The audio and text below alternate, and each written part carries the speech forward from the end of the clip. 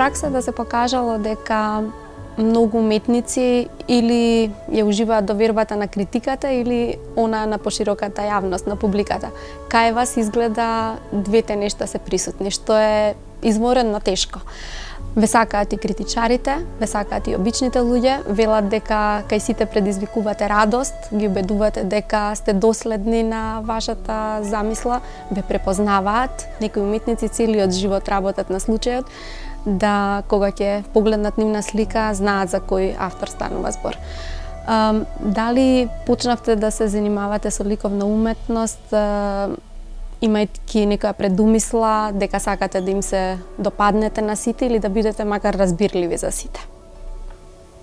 Па се разбира дека не е бил тоа со умисла или не сум работел на тоа, туку некако цел живот работам на тоа што ми е мене важно, а тоа е да творам.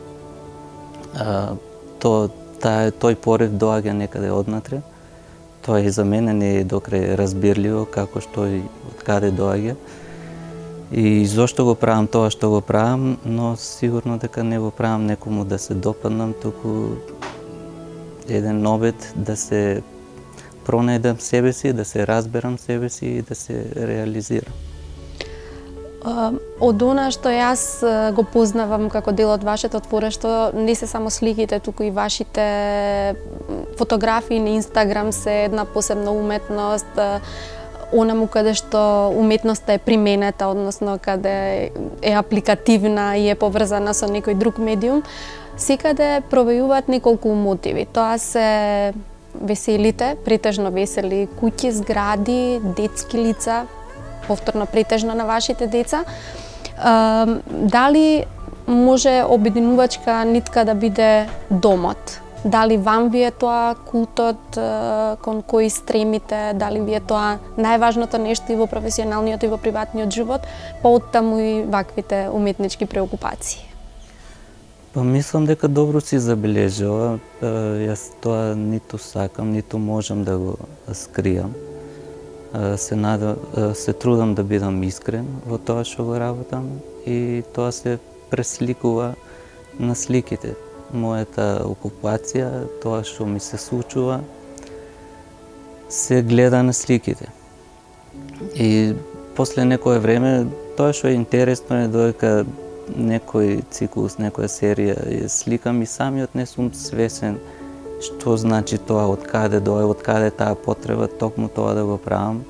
И треба една голема дистанца и неколку години да поминат, па и јас самиот да разберам зошто тоа сум го правил кога сум го сликал и од каде таа потреба. Во доменот кој што ми е најблизок, композиторите некогаш велат дека им треба да видат еден убав залез на сонце или да прошетаат некаде или да бидат испровоцирани и негативно и позитивно. Некои пак како Стравински велат кога го прашале како добивате инспирација, кога ќе седнам да работам. Каков е процесот кај вас? Дали седнувате и работите или имате потреба од некаква иницијална каписла за да ве наведе да седнете и да творите?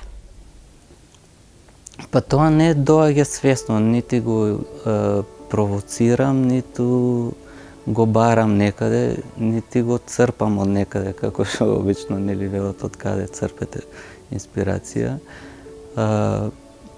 Тоа е, како да кажам, веројатно животно искуство, нешто што се таложи со тек на време внатре и после несвесно тоа излегува на тој начин како што излегува. Во моја случај тоа е сликарството како медиум што мислам дека најмногу ми одговара.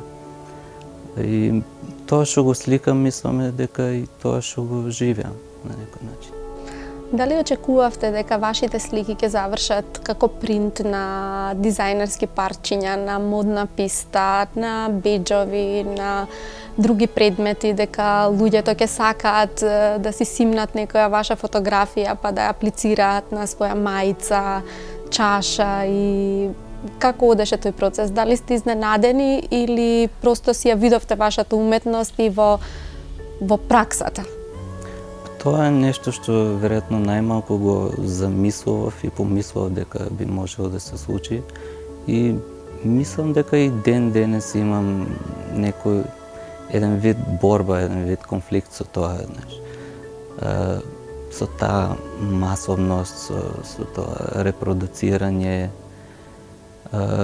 Бидејќи мене како уметник најважен ми е процесот на творење и тоа е она што ми е најбитно.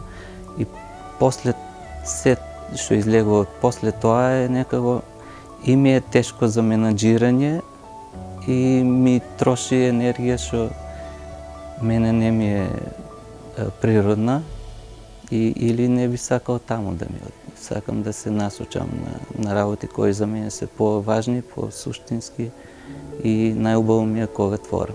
Се надевам дека ќе ве убедиме во спротивното, дека ова не ви е трошење време, бидејќи морам да признам дека не така со големо задоволство прифаќате да зборувате за своето творештво. Да, ретко. Но со ова што го кажавте, да ми кажувате зошто е тоа така.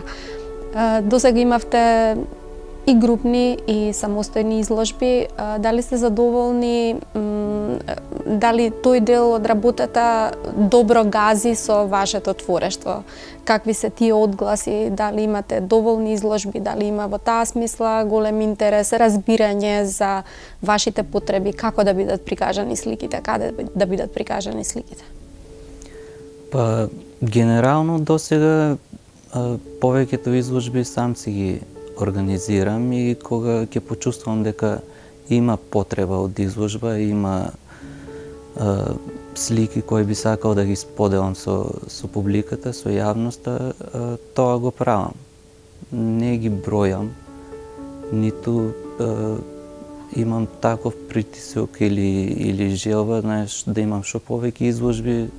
Главно ми е да продуцирам слики, да творам, а изложбите се веројатно еден нормален тек подоцна, едно споделување со луѓето кои некако мислам дека дури природно си дојде таа потреба од тие изложби и претежно во Скопје, бидејќи поголемата публика ми е тука, побројната, и самите тие некако инициираат такво нешто, а и се разбира, задоволството е големо да се споделат сликите. Споменавте дека поголем дел од публиката ви е во Скопје, односно дека тоа е разбирливо, фокусот е овде, големите градови ја впиваат и публиката, и уметниците, и се секогаш интересни за живење, се додека не се сфати дека се многу комплицирани.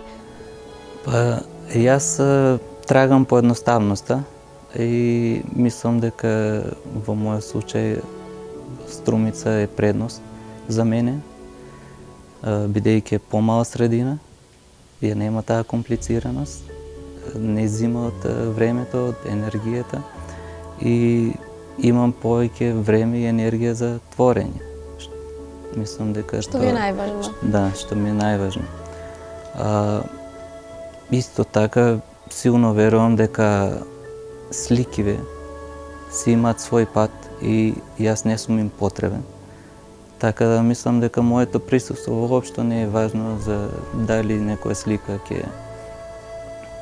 ќе допре некаде, ќе стигне, ќе се прошири меѓу луѓето, тоа сама го прави тоа. И затоа и се трудам моето појавување и моето учество во тоа да биде минимално, бидејќи непотребно. Дали верувам дека добро ги познавате периодите од историјата, дали ви се чини дека било порано полесно да се биде уметник со сета тежина на создавање, подготовка на бои, платна, со можноста да се биде во врвот, бидејќи сепак се броеле на прсти, имало простор да се измисли нешто ново, или пак денес кога живееме во дигитално време, кога велите дека вашите слики сами ќе си го најдат патот и вие можете вашата улога да ја сведете на минимум. Но дали во уметничка смисла е денес потешко да се твори?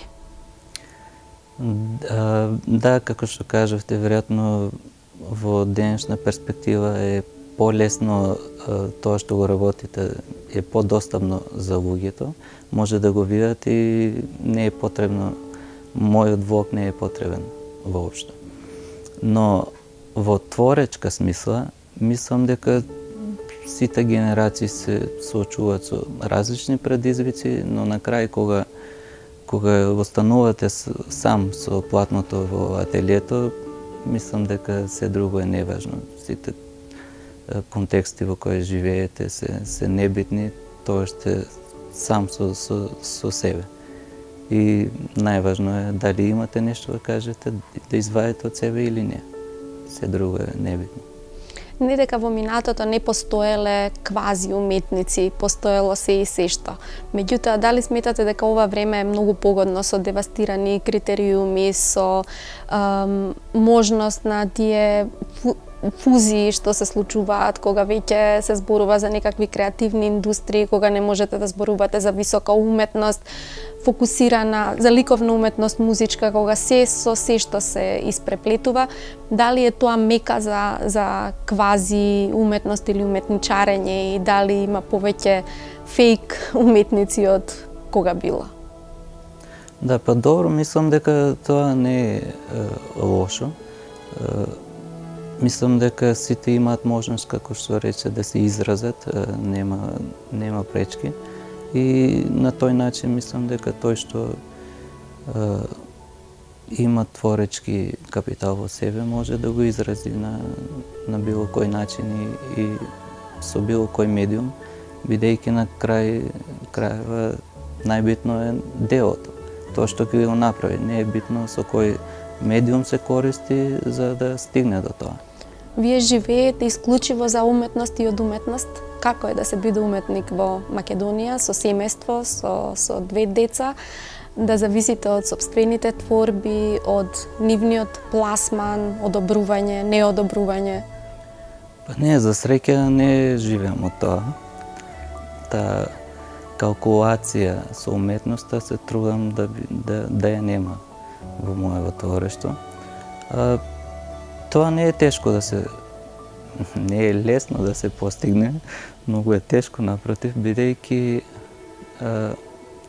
како да кажам, тоа допаѓање на луѓето и тој си носи своји предизвици, луѓето сакаат, тоа им се допаѓа, тоа не им се допаѓа, па сугерираат, нарачуваат. Тоа јас не можам да го правам и нарачки не сум правил досега, се надевам дека нема да морам никогаш да правам. Од вас да не очекуваме дворски уметник? Не, напротив, правам се со што би го спречил тоа. Јас веќе околу 20 години сум графички дизајнер и тоа стана баш од тие причини, за да го разделам финансискиот дел од мојата уметност, за да не влијае тоа на тоа. Да си остане чисто, но тоа значеше дека немам толку време за тоа и па тоа балансирање си носи своји предизвици и така. Дали е можно да очекуваме дека ќе излезете од рамките на техниката на сликање која што ви е омилена, акрил на платно, и дали претходно сте имале некој друг вид на изразување? Дали сте вие примарно поблиску до цртежот, бидејќи вашите сепак сте реалист од она што го гледаме на сликите, или пак бојата ви била, иако кај вас и големадуте и бојата? Конкретни сте, топли сте, многу лесно ја праќате по раката до оној кој ја гледа вашата слика. Па мислам, сликарството како медиум ми одговара најмногу за да го изразам тоа што сакам да го кажам. Но не е пресудно тоа, на крај крајва се сведува на тоа што е тоа што сте го нацртале. Не е важно дали е тоа акрил, дали е цртеж, дали или е дигитален некој начин на изразување. Но јас некако се пронајдов најмногу во тоа, иако не исклучувам многу различни други медиуми. Како што, еве, например, илустрацијата ми е нешто што го чувствувам блиску, а и многу луѓе тоа и во сликите го препознаваат, има таква една илустративна форма самите слики и потсеќаат на илустрација. Но не размислувам на тоа, тоа некако се доаѓа природно и не ми е важно дали влегува во овој стил, во друг стил, трет стил. Тоа е сосема небитно. Повторно, како и во сите други области, и во дизајнот, денес секој може да се занимава со него.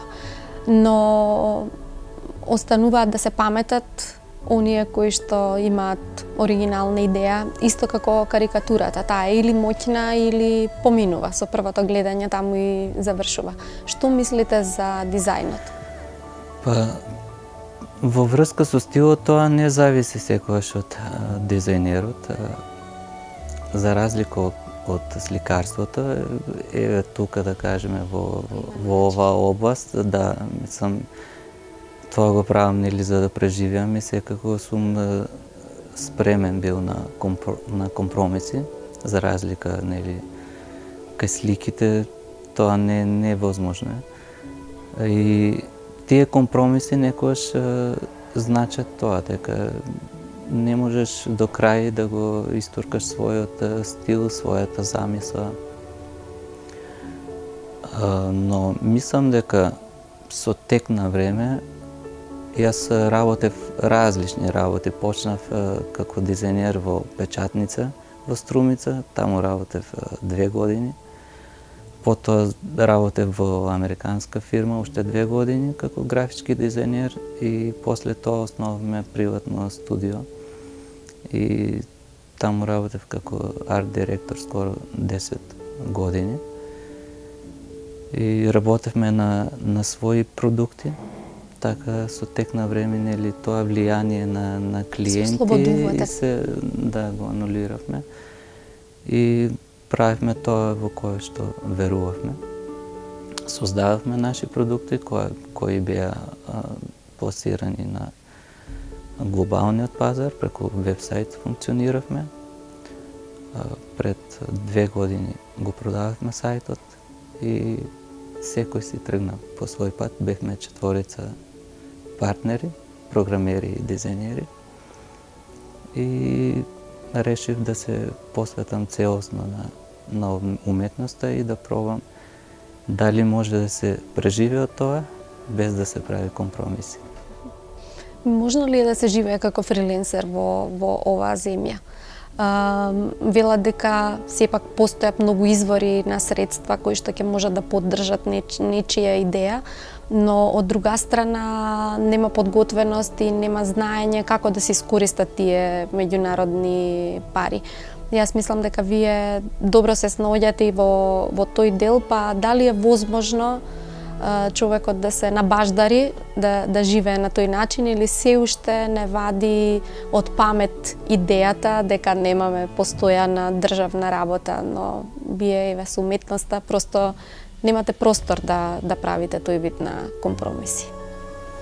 Па мислам дека во денешно време е многу лесно да најдете работа, тоа не е врзано преку интернет, може да како фриленсер да работите за било кој и од било каде. Така да од таа смисла е многу лесно. Но потешкиот дел е дали ја имате таа посебност во себе за да се пробиете таму или да допрете таму. Бидејќи конкуренцијата е голема и треба да има што да понудите. Ако го имате тоа во себе, мислам дека е многу лесно да се го најдете својот пат и да се реализирате и од тоа да живеете добро. И да ме допрашам за книгата во најава, велите книга за деца, дали ќе доминира цртежот, илустрацијата или зборот? Тоа значи дека имате афинитети кон пишувањето или зборот ќе биде само поддршка на она што ќе го гледаат децата? Да, за среќа зборот во мојот случај ќе биде како поддршка на илустрациите и мислам дека тоа е поприродно да е така кога се работи за сликовници. Најчесто магијата ја прават самите илустрации и ќе видиме што ќе излезе од целото тоа. Мене мислам дека тоа ми е блиску на мојот сензибилитет, веројатно е таму потребата. И се надевам дека ќе биде успешно, иако со зборови не се снаоѓам така. Да, ја ставивте на тест кај своите деца? Бидејќи тие се најголемите критичари, Да, претпоставувам. да, обавезно. Бидејќи уште во развивање, секој нов цртеж првин го покажувам на нив и гледам они како реагираат и како реагираат воопшто на приказната и според нивните реакции Добивате петки. Мислам дека сум на добар пат. Дали Ване Костуранов е на ти и со музиката, со литературата, со другите уметности или се почнува од визуелното прикажување и искажување на нештата? Особено со музиката. Што е тоа што ги придружува, претпоставам, процесите на сликање или можеби како подготовка за чинот? Да, па, тоа е неминуно во позадина. Секогаш има музика. Јас и во тинејџерските денови, дури еден период не сликав, туку свирев гитара во бенд. Така да исто така музиката ми е голема љубов. Може да ни посочите нешто за да можеме да ја добиеме вашата музичка скица на вашата природа? Па најчесто во мојот ателие вртат Сигур Рос, Radiohead, Ник Кейв, Portishead. А литературата дали некогаш нешто што сте прочитале имало големо влијание на текот на животот, на кариерата, на кои автори ве фасцинираат од минатото, од сегашноста? Па од детството некако најсилен впечаток или сеќавање ми е Зоки Поки. Оливера Николова. Оливера Николова, така. Во тинеџерски... Нашиот мал принц, велат. Иако не содржински не е, но сепак е тоа место го има. Така да, таа естетика. Во тинеџерските денови мислам дека силно влијание имаше галебот Џонатан Ливингстон за некои во моето развивање и за некои мои одлуки во тие години. Но севкупно како најважна книга за мене веројатно е Малиот принц. Суштински пораки, животни. Не потсеќа баш така на суштината на животот, а која често ја забораваме во контекстот во кој што живееме и секојдневието. Па тогаш е јасно зашто вашите деца се на вашите слики, зашто толку држите до јатото, семејното јато и многу други нешта и да не зборуваме за секоја бисер реченица од Малиот принц. Дали веќе ви се најавува некој нов мотив на вашите платна? Или продолжувате да не дружите со зградите, со влюбените улици? Полека некако пак се навраќаат луѓето. Се разбира во некоја малку поразлична форма.